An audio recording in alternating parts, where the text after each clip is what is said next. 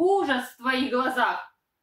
И здравствуй, дорогой мой зритель! Очень рада, что заглянул ко мне на канал. Друзья мои, вы знали, что монтажник, который боится высоты, намного опаснее голубя?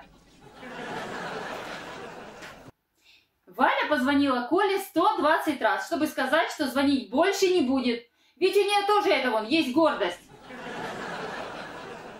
Первое правило китайца, значит, увидел что-то незнакомое, попробуй сожрать. Если невкусно, свари. Если опять невкусно, зажарь. Если все равно невкусно, добавь сычуанского перца и кисло-сладкого соуса. О, самое то!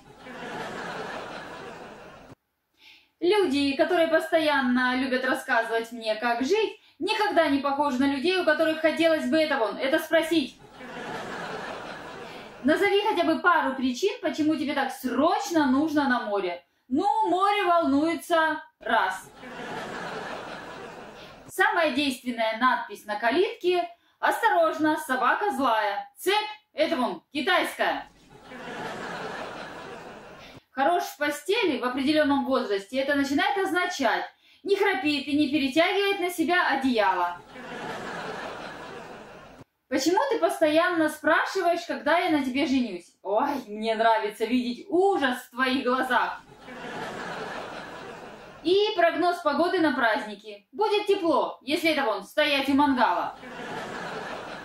И на этой смешной ноте, друзья мои, будем с вами прощаться. Ставьте лайки, подписывайтесь на канал. Оставайтесь всегда на волне позитива и хорошего настроения. И всем пока!